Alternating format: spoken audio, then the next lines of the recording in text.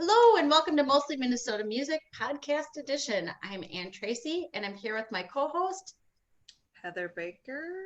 Yes, and we are delighted to be with Orange Goodness today. Welcome, gentlemen.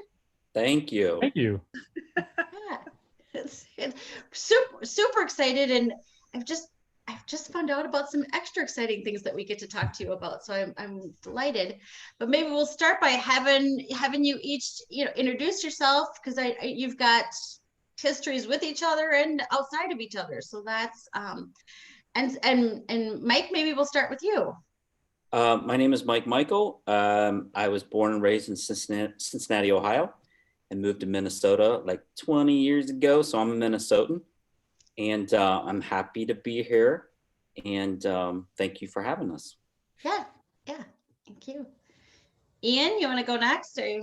Sure. Yeah, I'm Ian Allison. I play the bass guitar in the Orange Goodness.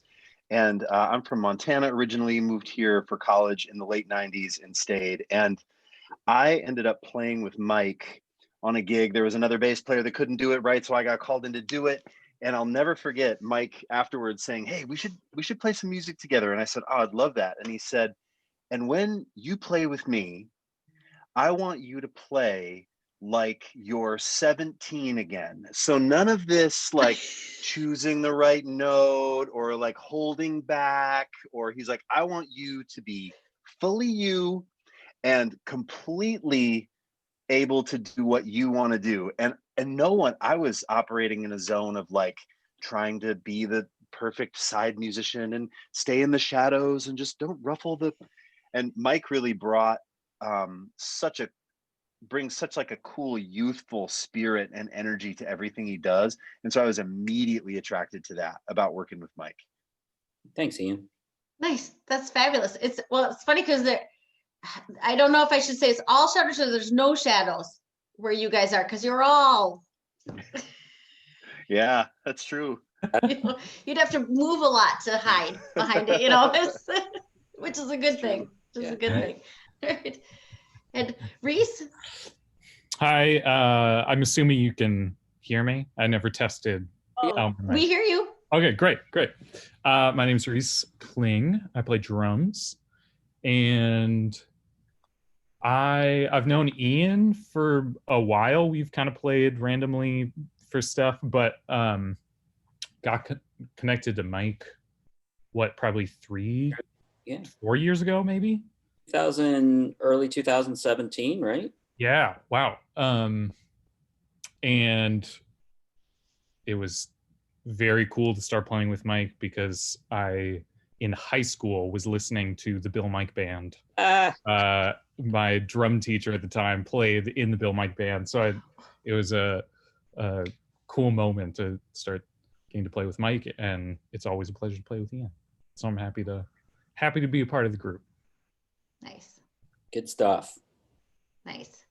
So you guys have been playing together for a while. Yes. So how it started is I made a solo acoustic record in 2017, and it was called On the Men, and the themes were about auditory health and mental health. So I took about 3 years off from 2013 to 16 out of music, just gone. And came back with a solo acoustic record because at the time, that's all my certain condition could handle was lighter volume stuff. And so it was very much a solo effort, but I'm a collaborator by nature. I'm a band guy.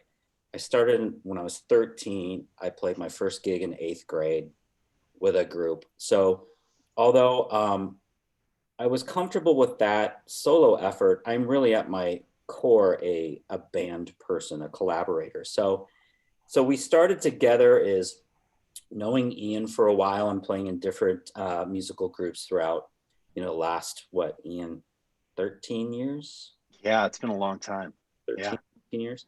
And then Ian introducing me to Reese, and Reese and Ian had a collaboration and a great rapport. And so Ian's like, just let's play with Reese. I'm like, this is great. So it started off as this sort of Michael thing.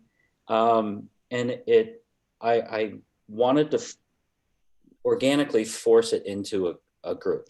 And so as we speak here today, actually, we're in the next sort of growth section where you start out with an acoustic record, and then we kind of tiptoed and back into electric groove music, which is more of our wheelhouse, like indie rock. And so we're in this new era of 2021 of actually being an electrified pop rock funk group.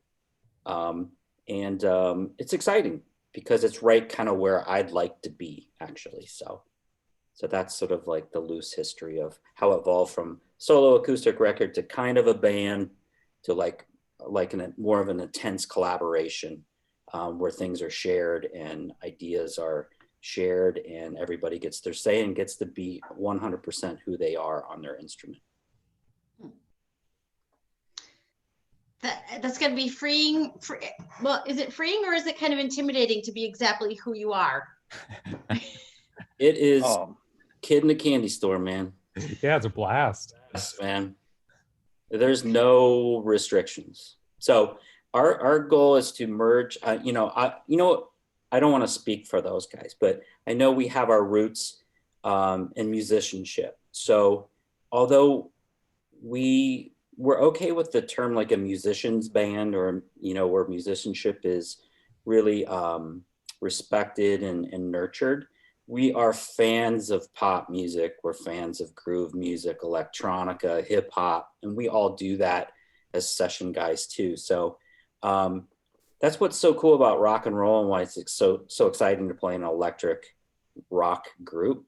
Is rock and roll, its original intent was to be global and to have these little pieces of all these styles of music come together in this general sound. So yeah, it's exciting. I don't know if I made any sense right there, but you did. You guys are in the last year, mm-hmm. there have been no live shows. Right. But you guys have made good use of that time. You've done a lot of videos. How's the pandemic treating you? How have you gotten over some of that? I think because, again, please, Ian Reese, say your piece. There's a survivalist instinct because it's who you are generally as a personality. Now we are fathers, and I'm not a father, Ian is a father. We are family oriented. We have other interests and all that stuff, but really we've dedicated our lives to this craft. So you get to a point where you have to do it because it called you. And I think musicians, what I've noticed is, especially in Minneapolis, because it's such an arts hotbed, and really for the Midwest, in my opinion, it has the higher concentration of gifted musicians. They're in the thousands, not the hundreds. It's really ridiculous in a good way. It's very inspiring.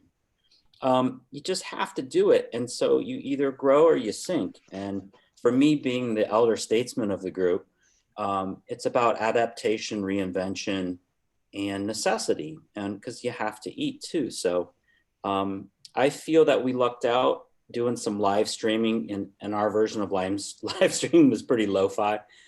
But Alan at El Diablo Guitars and Amps opened up his doors, and we basically have lived there since April of 2020. We've done like 4 live streaming events and then other things there. We had a couple outdoor gigs that were very safe. And so I don't know, I think we lucked out in this process. I didn't want to shut down. I can't do that for my soul because, again, personally, I was gone from the scene for a couple of years, and it's like, I got to get that time back, and COVID hits, and I'm like, I'm in the 3rd quarter of life, and I'm like, nope, I got to do this. So that's my version, but please, Ian and Reese, chime in. Well, for me, I've done a lot of things, now online, and I make a bunch of like bass specific content, but there's been very little live playing. And so when Mike was like, hey, do you want to do these things? Like, we'll live stream some stuff. And I thought, I don't know. I was excited to do it, but I also wondered, like, is this going to be goofy, or I mean, and it's different, but it was so fun. Like all of the things we got to do together. I look back on like the early part of the COVID pandemic, and like those shows we did, like the outdoor stuff, and then the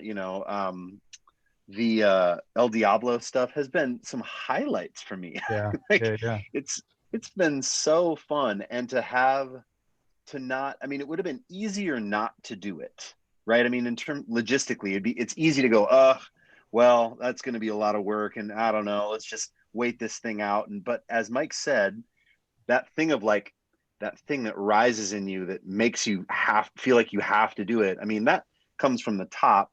And I mean, Mike's a great leader, and so he was like, hey, I'd love to do this. Are you guys in if I organize it? And and so I was just so thrilled that Mike's the go-getter to organize something like that, because it really brought me out of some funk, into the funk.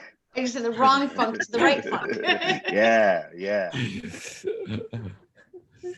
Yeah, I mean, I echo a lot of that. I'm thinking back to March, April, May, and just how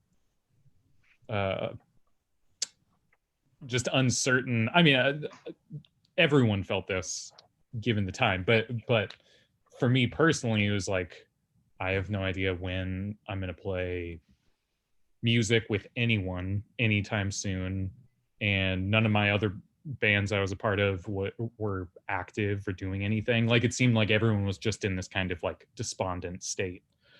And yeah, I think back to the first time we got together.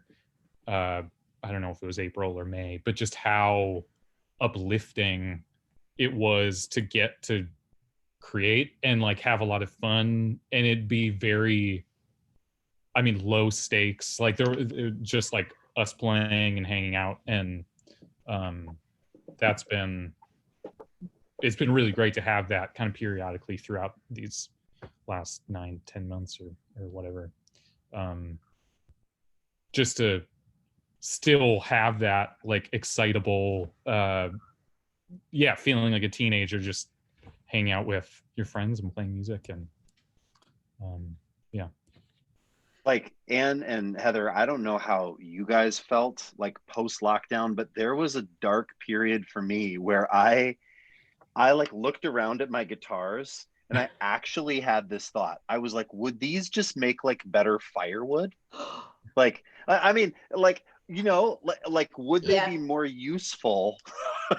Because it felt very, very scary. Like I was like, well, I wonder how long it would take to climb the ranks at like a Trader Joe's or something. Like I started to feel like very, like despondent's the word. I mean, it was like debilitatingly scary in the beginning. I don't know if you guys, but I went into like a dark spiral. And so, to play music with friends, and I've learned to just not take any of that for granted.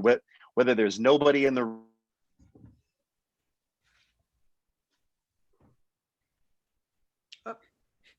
Hey, Ian. I should say, is that us or is that Ian? Uh-oh. We'll cover for him. He'll be back. Let me text him. We'll keep wrapping. Okay. I was going to say, I have a question, just because I have seen your videos that you've put on Instagram, and it's thank you, because that has helped during the dark time, just to see your infectious positive energy. Did this up your energy together and your happiness, just going, yes, we get to do it? Or is this something you normally have Well, when playing? I would love to say that. So playing with these guys is really easy, and doing this a very, very long time professionally, it's really, I just have to embrace how easy it is. So when you have a collaboration because there are collaborations that are very fruitful, but there might be some personality clashes, or there might be some collaborations that are just drudgery. but the art's good, and there's just some things you have to do just to feed your family. But this collaboration is just, I think even though we're different personalities, we all have the same demeanor of acceptance, openness, inclusion. We want to achieve greatness without stressing out about it. And we love to improv, and most importantly, I think we have we really love good songs. So I stated that our goal is to be, just naturally, we put a lot of time into this craft, like, a musician's band, but songs are first. So we're very song centric. So we're always listening to, I don't care if it's commercial pop, like we're all into that. We're all, whatever a great song is. So it's a very song centric trio.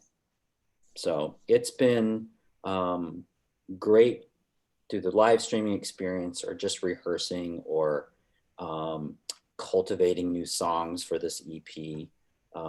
Just a blessing to get to do that. It's high dopamine levels, so we're very lucky, very fortunate. What to go? Oh, sorry. Speak.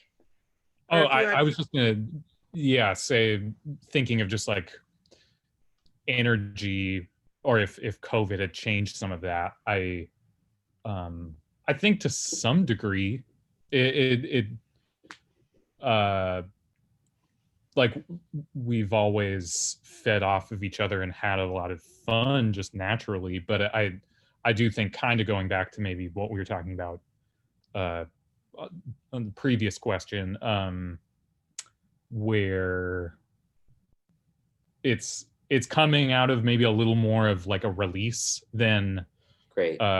Than normal, just given how relatively rare it is to get to just hang out and play and perform right now. And Right. So I feel like that does feed into some extra energy and a sense of like, what is there to lose? Like, we're just kind of here to have fun, and it's a wild man. Yeah.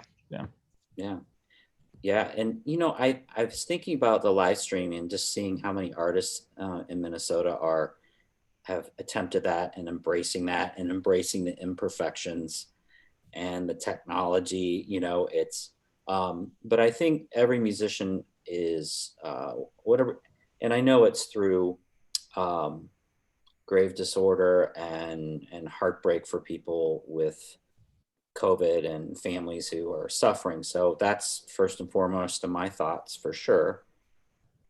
But also a reflection is the appreciation for performance and communal activity amongst every musician I know is a great lesson learned. And hopefully people who are music lovers also realize that the live experience is a superior experience, and in my opinion it is a superior experience. It's a spiritual experience. It's we are communal creatures for the most part, and we all miss everything. So it's going to be interesting, hopefully summer into fall, when we all are able to venture out more and embrace each other and say hello. So I was going to say, when everybody's been dealing with the difficulties of live streaming and, kind of upset that it's not this perfect performance, but that is a live show when we get to hear the banter in between, or the tuning this or whatever. So like you said, the live experience, I'm sure Anne appreciate, we're like, yes, it sort of feels like a show, rather than that's good putting on the record or whatever, so hopefully that helps on some level, because I know some people just get in their head so much on that was wrong and that was wrong or whatever. It's not the case. Very true. Well, and that's where it's nice that you all can play together, because we still see that community. Okay, Cool. You know, so often I think, and it is what it is. You know, I see a lot of musicians who I know are joyful people. I know that they're, but when you're, you know, when you're solo, you're solo. It's just so some of the stuff that you guys have been able to do is brings back that energy. Great. And I'll speak for the three of us. I think we all love performance, and we're all humble. We're humble men for sure, but we're also ham bones. So it's like, hey man, it's like you're given these gifts and we really nurture them and respect them and still develop them. We're always still developing. We never just rest. But when we get together, it's like, hey man, let's have some fun. So it is a fun band. I haven't been in many fun bands because everybody's serious. We are serious though, but I think our purpose as such is we embrace the fun. So fun first. That's where I am in my life personally. With obvious, desire to be a good musician and write good songs with these guys. But what you're seeing is real. It's, I grew up, I'm a little bit older than Ian and older than Reese. And like, I grew up in a very fun period of time. So I'm a 70s kid and an 80s teenager. And I was honestly watching Van Halen today, live performances from, 800 years ago. And it's like, that doesn't exist anymore. That kind of insanity. I'm not listening to Van Halen every day, but on a Friday night, I for sure will. But I think some of that rock and roll stuff, I grew up with the Who and the Antics, that's in us. We naturally like everything, but it's a rock and roll band too. And I think that's what we hopefully naturally provide. It's a very honest presentation. Is that accurate, dudes? Yes. Yeah, I think so. Okay. Yeah. We're glad to have you back, Ian. And although I can't tell you when we lost you and you don't know, I kind of want to say, did you have more you wanted to add? Oh, I don't even know. I was going to say, it's so funny, like, it's going to be so great to play live shows again, but it's also going to be so great to be in a room with people again, like talking instead of doing like the Zoom. I mean, I'm very thankful for technology, but also like I watched all of you freeze and I'm still in the thought and I'm like, oh, this is ridiculous. So I'm so sorry. Thanks for having me back. When we're all in a room together, we'll have to, mix each other up by all of a sudden. Right. I know, just like freeze. You got Zoom freeze on 3. Or the old, oh crap! I didn't realize I wasn't muted. Yes, I meant, I thought I was muted. Yeah. Right. Totally. I know. I have some teenage students and they do their freeze frame, and I have some hooligan, great kids, but they're like, yeah, I just put up and I dial it and I have my still, and then I go and I get something to eat and I come back. So. Oh, really? Yeah. So we all funny Zoom thing, right? Yeah, for sure. That's my favorite 16-year-old might be walking through now, and I'm like, oh, don't let her hear. Well, it's funny, Mike, because that kind of gets me to I love the rock and roll diet. Oh, thank you. Yeah, tell us about the videos that you're doing. Those are. I will preface that the three of us are educators, and that's very important to us. And I think that lineage of education will kind of be with us forever. It will adapt and change into different things. Reese is a teacher, Ian is a teacher, and now Ian is, I'm going to boast Ian because you're doing such a good job. He's becoming an Instagram bass guru for many. So it's been really inspiring to watch that process with Ian, and he's a natural on camera kind of guy. But he's a really heartfelt educator, and so is Reese. And so I don't even know where I'm going with this because I was just, I forgot the question. So I'm just. Well, what's funny? I'm going to ask a different question, and it's a little bit off the board. Okay. But Rock- given what you just said, and given my day job, how do you all so successfully translate that teaching onto the camera? Please proceed, any of you guys first. I mean, for me, I'm lucky because I get to talk. I work for this base education company that's based in the UK, and I get to really do the things that I love and talk about the things that I love. My advice to anybody that is like, you know, trying to figure out how to have a voice on Instagram or the internet or whatever is just talk about the things that you love. I mean, my guess, like Ann and Heather, is that you love music. And so you wanted to talk about it with artists, and that's why you started a podcast, right? Like for me, it's the same thing. I just try to talk about and really be very, very honest with the things that I love. And then then that typically translates into inspiration.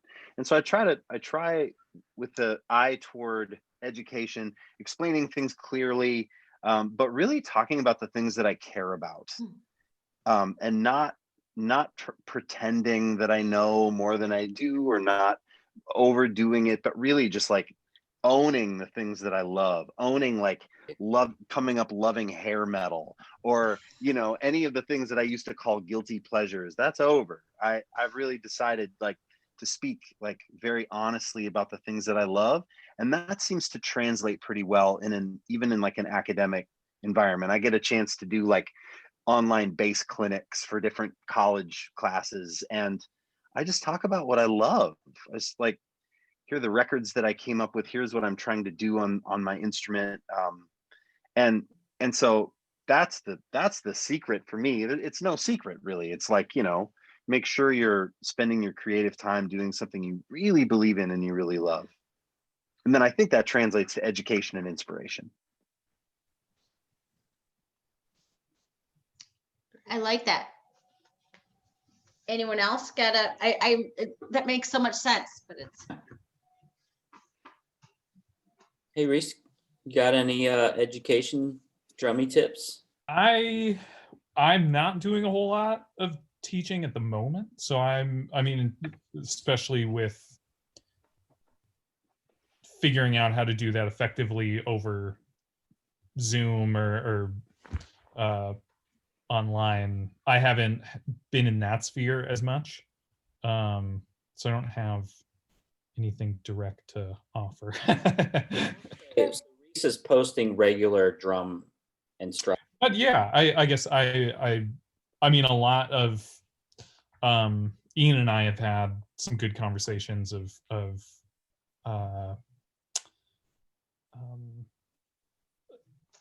effective and honest social media usage. And that, I mean, I don't know if I use that in an educational way necessarily, but I do, I guess I concur with what Ian was talking about of the importance of being honest, and are you guys giving the feedback? Okay. It's definitely stunting my thoughts.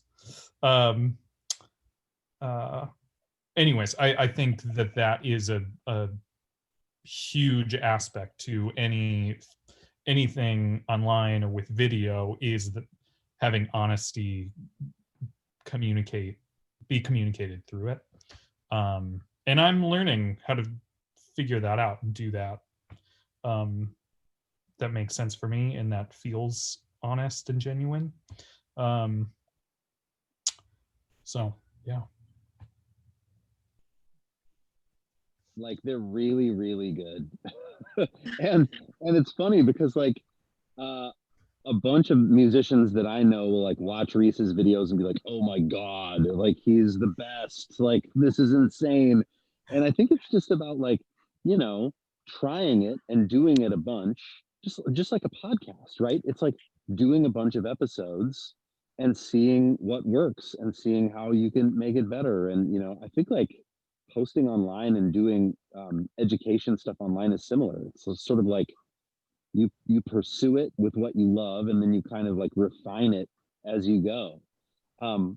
But Mike, are you doing a bunch of teaching online now?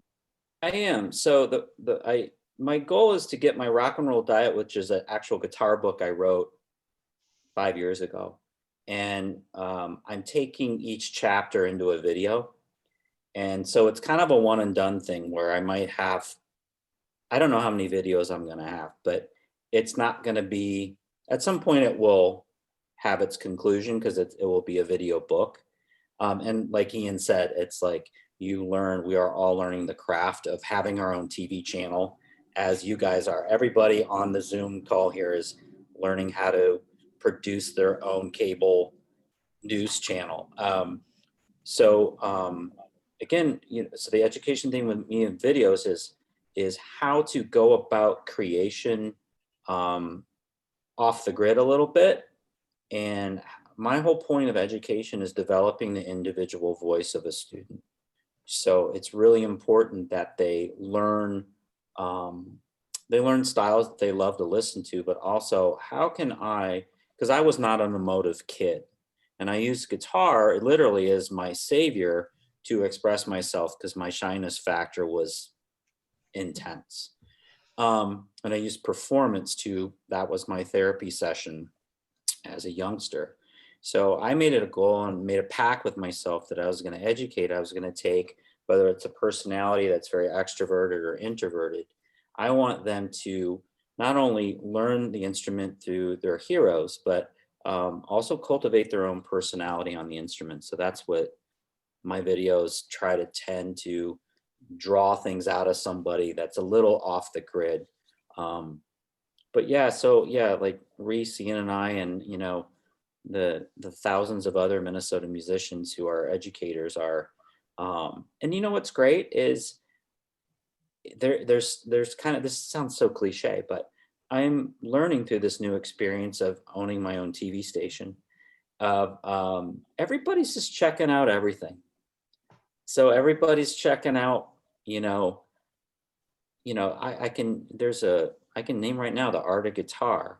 My friend Mike, he started a YouTube station 10 years ago. He's got 500,000 subscribers. Wow. He's top 10 guitar YouTube site in the world on YouTube, like top 10.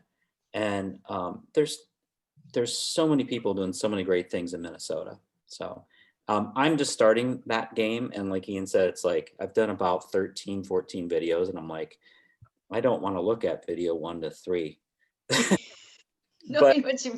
And letting go, it's like, it's just honest. I want to help people. We all want to help people. The three of us just want to help musicians, young musicians, seasoned musicians.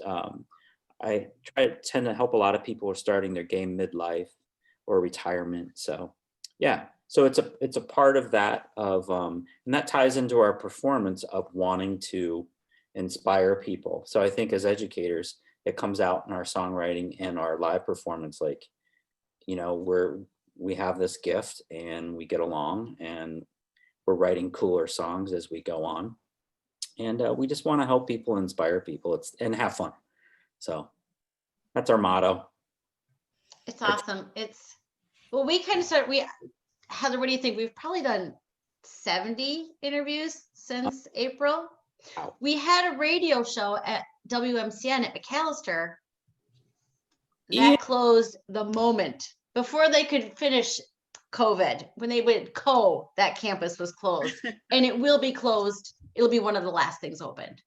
First Avenue will be open before the McAllister radio station is. So yeah, we kind of had to reinvent ourselves too. And I don't know that I'm going back to the first interview that we. Right. Ian's a McAllister alumni.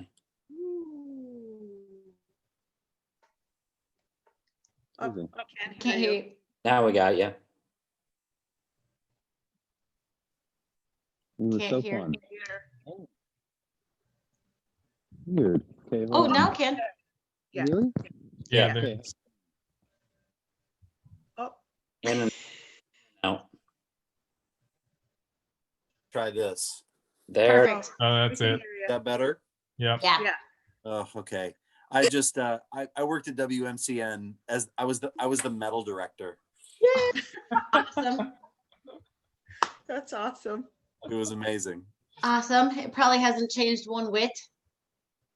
So Say it again. probably hasn't changed at all since Yeah, right. I have to laugh at how many records on the wall. I'm like, I had that one, I had that one, I had Yeah, for sure. But yeah, it is a time of reinvention and trying new things, as you say, kind of knowing that the audience is going to be. I mean, the funny thing is we all miss live music. I probably saw music, 5 to 7 times a week before, and it's, but now we got time to try new things and see new things. But so it's fun to see what you guys have been doing, which kind of leads back to the music of Dare I Do. Yeah. It's our Yeah. first single. And that was for this past year. And through COVID, we thought things would, but as it struck, we all reinvented and realigned. So 2021 is we're gonna start small, and we're gonna do a campaign for our first EP called well, there's a couple different titles, but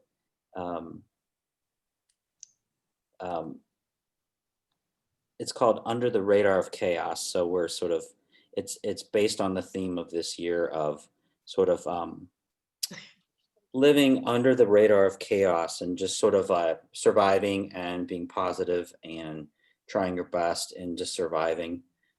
So that's coming out. We're going to do a campaign probably starting in March. We're going to do our trailer campaign video at January 30th. So I think that will be exciting. The single was recorded with Jason Shannon at Zoo Animal and over St. Croix Falls in Wisconsin. And Jason Shannon, about 10 years ago, was a very prominent Minnesota singer-songwriter. He's from Louisiana. He's an amazing, soulful, crazy good voice. And he is now really has honed his skills in the engineering department. So we worked with him. A McAllister grad as well. Alistair, man. Sorry, the EP is Flying Under the Radar of Chaos is the tentative title.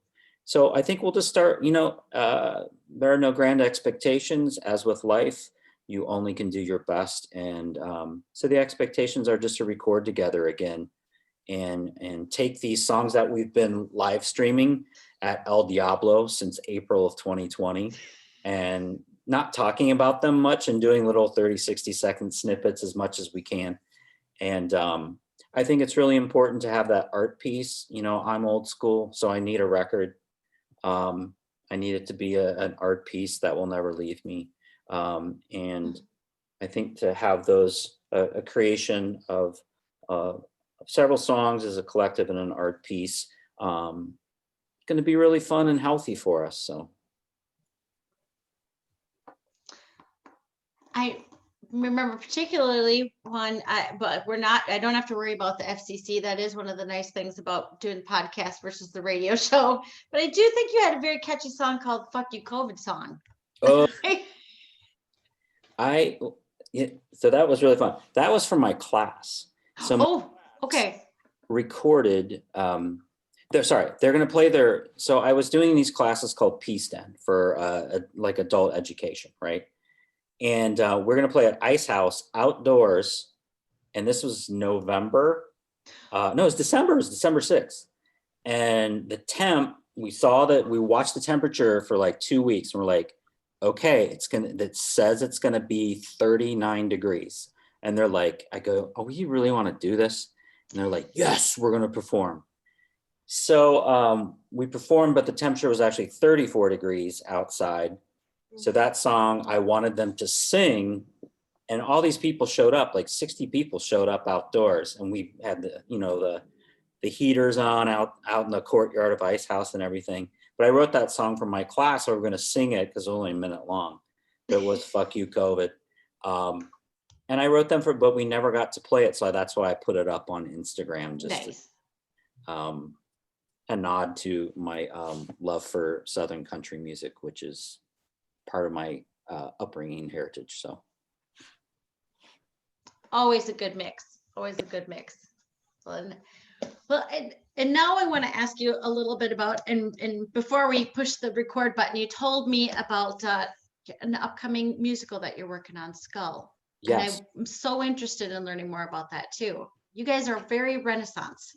Oh, thank you. Thank you. I think that stems from, and again, you guys fire away, being session musicians, of being in multiple genre groups through the years and liking everything and honing different crafts and different skill sets for that. So this is a first for me. So through a friend, my friend Emily, she was on the board of the Collide Theater. And she just introduced me to Regina Peluso, who's the director and great dancer and great dance director. And they wanted to write an original score and to actually create a musical. They've always licensed different musicals through the years from Collide.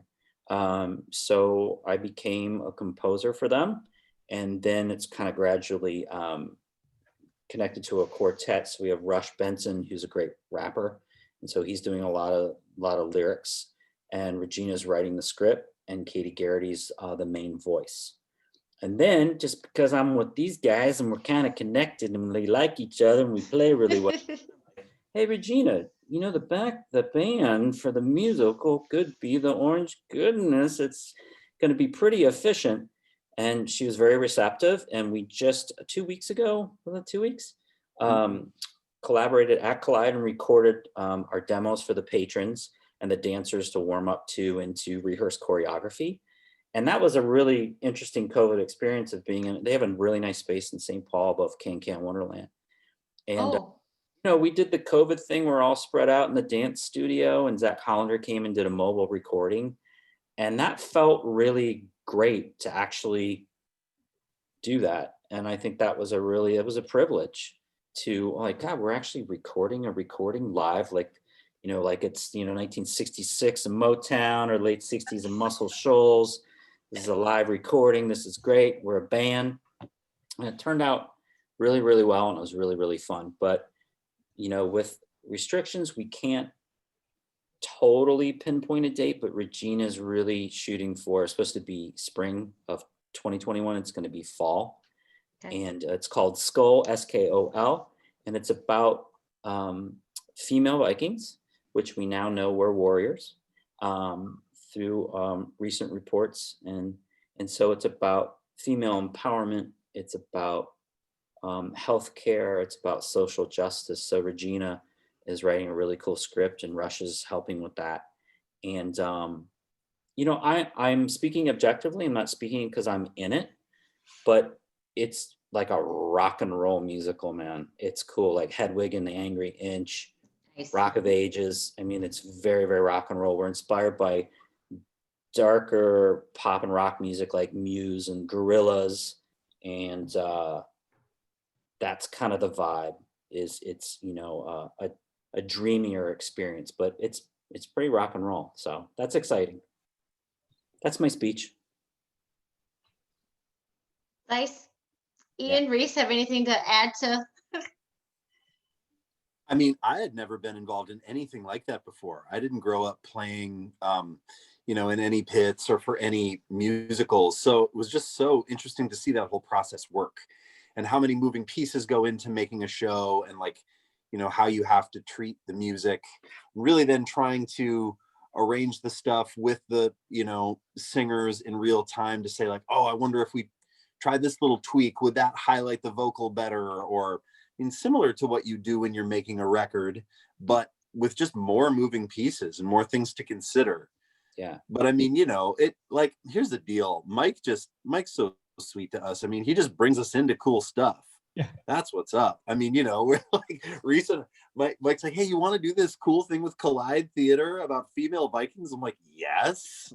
Like, yes, dude, amazing. So, you know, I just always feel really fortunate to be involved. It will be cool. It's a really good experience to really write outside of the Orange Goodness. So, It's, it's not restrictive. It's just, we are writing to a script. It's sort of like Dylan writing lyrics first and then painting the picture through the music. I think for the three of us, we're melody people first, or riffs, and then lyrics come, and then the messages come. But it's really being a guitar player first, and a bass player first, and a drummer first. The music and melody and beat are always first. This is like, can you create a painting? Can you create a movie? Can you create a visual experience through a script about something super that's really powerful, that's outside of, the Orange Goodness is like, fun, and this is some serious stuff. Orange Goodness still has serious moments. I'm not depicting that we are 80s hair metal, but we it's a great experience, and it's such a blessing through COVID to even have any opportunity, to be honest. And like I said, thanks for doing this podcast and having us aboard. It's really, I don't think we've ever taken anything like this for granted, but you really reflect more during these times. So one of the strange, I forever am looking for the silver lining in COVID. Some days I find it, some days I don't. But the opportunity to talk to folks like you is amazing, because now I'm really looking. I love theater. I love theater, and I've seen some really fascinating musical theater. But there's always a little skepticism in my, because I guess I've also seen some really. Well, because sometimes the 8th grade where my kids went to school did a musical every year. She wouldn't even feel bad, but but I think I'm excited about it, because you said like Edgewick and the Angry. I mean, there is some amazing stuff out there. Again, objectively, I'm not trying to be a marketing guy right now. So just as an artist, as a listener, because that's really important, just to be objective and fly above yourself, is that, seeing a couple Collide performances, they're really badass dancers, and having them go on an adventure of like building a musical, and we'll see what happens, right? Because we don't know, but there's high expectations of making a soundtrack and putting that on tour. So we're all kind of guns blazing and making just as cool as possible and as integral as possible. And, obviously entertaining as well. So I think it's a well-rounded musical soundtrack so far. So it's really exciting. It's cool. Yeah. I noticed my hat keeps going. Sliding. We're done when you're totally covered. Well, it is amazing how, you all keep yourselves busy. Gotta eat, right? Gotta eat. So, well, and keep sane. Yeah. Speaking, I project. No, it's very true. Yeah, it's all good. Very lucky, very fortunate through this experience to be active, actually. So. Yeah. Well, for folks who are listening, tell us where's the best place to find you online. Okay, I'm going to keep this brief because this is a whole thing. So again, it started out as a solo effort, and it's morphed into, it was Mike Michael, and it was Mike Michael and the Orange Goodness. And I'm like, fuck it. I'm kind of a band collaborator guy. It's just the Orange Goodness. So I'm morphing all of the usernames, YouTube, Instagram, Facebook. It's all just the Orange Goodness, because, what we forecast in the future is collaboration too. We like to play with local rapper Terrell Woods, aka Carnage the Executioner, Desdemona. Oh, we're people on our records and live performances. That will always happen to the rest of our musical collaboration. So that's exciting. But Instagram is kind of the jam for us right now. Who knows what will happen to Instagram. Living a long time on the earth and starting with MySpace and then Friendster and then all of these social media. God, Friendster, you're good. Friendster. Surprised Facebook is even around. What's the parent company? But Instagram just feels where we can, as individuals, reach not only an audience for people our own age, but young blossoming musicians. It's the best spot for our desire to nurture young musicians and be a part of that energy. Again, young musicians who are involved in pop music and hip hop music. I guess I'm speaking for the three of us. We talk about that a lot. It's in our wheelhouse, and I think it's really important to be in that energy, to always remain as fresh as possible and lose your ego and learn, and grow. Anything to add, gentlemen? I love Instagram. I love it very much for all those reasons. I think it's an incredible place to be entertained, inspired. I think especially if you think about it like you're trying to provide value to an audience, that's the best way. The content creators that are doing that are, I feel like, the most engaging to watch and successful. And that's what Mike is doing with the Orange Goodness. And so I'm on board. Yes, Instagram. Yeah. And so again, going through kind of the old music prototype, which is record label, manager, publicist, tour, cycle, right? Kind of old school, old guard. That's kind of what I've been used to, of going through several indie deals and one kind of major kind of deal, and being in that, the machine. What never happened is the United States is the biggest exporter of art, commercial art, contemporary art, and we're spoiled, and we're so spoiled, and we don't have our eyes and ears on the world because we're the exporters of hip hop, blues, funk, soul, R&B, jazz, rock and roll, electronica, pop, I mean, everything, right?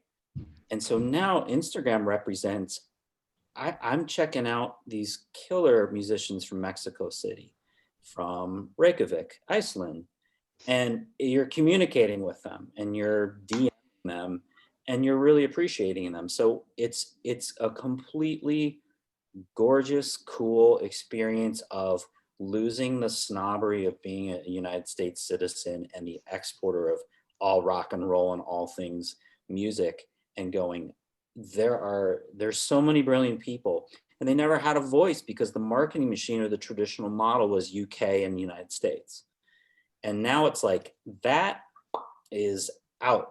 It's the Wild West right now. And so somebody in Finland, somebody in Puerto Rico, it has a presence just as strong as any major supported artist in the United States that has a lot of backing and a lot of business behind them and funds. Doesn't matter. So really, it keeps you on your A game, and that's a good thing, that that we're continually pushing ourselves, if we want to be pushed, to just be great creators and try our best and not get overwhelmed, because that can be overwhelming when you see 1,000 talented people every day. And you're like, oh my God, there's half a billion great guitar players. It's beautiful, and then you have to not let that overwhelm you as well. But ultimately, in the big picture of musicality and global growth and community and unification of art, it's the greatest thing that's probably happening in my career. Well, like you do with your students, you listen to all that, appreciate it, and make it your own, bring in yourself. I think you guys do an amazing job. And what's so needed in the last year, certainly the last 9 months, is that element of joy that I really see in the videos that I appreciate so much that you guys post. I mean, It's a pleasure playing with them. It's really the easiest situation I've had in 30 years. So it's nice. They're just great creators, and it's very inspiring, and we get along, and it's all about music and community. So I think COVID is the new New York. If you can make it here, you can make it anywhere. Oh, that's funny. I love yeah, that. well, I think it's true. I think you guys are proving the point. That's good. So that's a really good phrase. Yeah. well, there you go. Anne, is that an Anne original? I hadn't really thought about it until just now. Crushing. Oh, yeah. That's It's right. crushing. COVID is the new New York. If you can make it here, you can make it anywhere. I think there is some truth to it. There's some, yeah. That's I walked in the woods for a long time today. You don't want to just get me talking too much. A lot of good things. Well, gentlemen, thank you for joining us. Thank This you. is, Thank you. It's been a pleasure. I want to review. So we've got Skull that's coming up in the fall. We've got the GoFundMe coming up in March for Flying Underneath the Radar of Chaos. We've got the Dare I Do that's out there. You've got a couple of other things too. That I'm Yes. not at this stage of I'm not going to go. There was one song that I loved. It was such an electronic start, but There's a record called On the Men that I wrote for it's a wellness record. It's funky and it's acoustic and it's very much John Marish, Jack Johnson kind of thing. That's how we started as a group, was supporting that record. So their energy's all over that record, and it still holds up as a cool indie groove acoustic record. So On the Men is on under my name, Mike Michael, on the whole streaming service, but Orange Goodness, our only single, is There I Do, and then the EP in the spring. And then, you know what? We don't know. So it's just a very present moment way of living. So yeah. And I mean, we could spend another hour on the Men. We could another time, but that's what I was listening to in the woods. Made my friend Monica listen to a few songs. So it's important work and fun. So cool. Thanks for having us. thank you. Thank you so much. Thanks so much. And bye, Reese. Bye, Ian.